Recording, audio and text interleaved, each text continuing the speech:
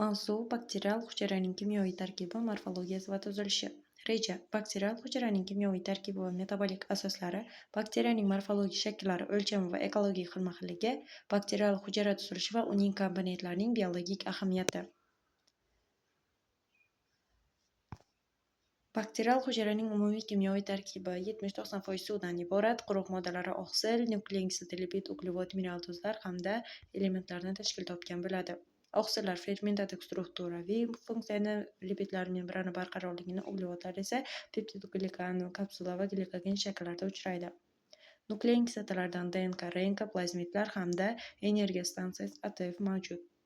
Bakteriyalar tashqi shakllariga ko'ra koklar, sharsimon koklar, tayoqchasimon batsillalar, spirillalar, fibrilllar hamda filamentoz va playmorf shakllarda mavjud bo'ladi. Joylashishiga ko'ra yakka-juft, zanjirli, guruhli yoki to'plamli shakllarda joylashgan bo'ladi.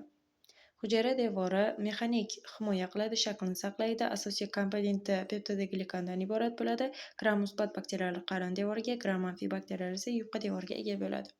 Flagellalar harakatlanish organoidlari hisoblanadi. Ular ham turlicha shakllarda joylashgan bo'ladi.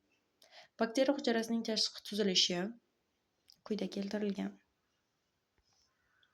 Sitoplazma va ribosomlardan ham tashkil topgan bo'ladi.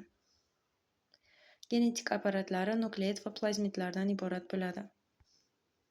Qo'shimcha tuzilmalari kapsula, flagella, pili hamda sporalardan tashkil topgan.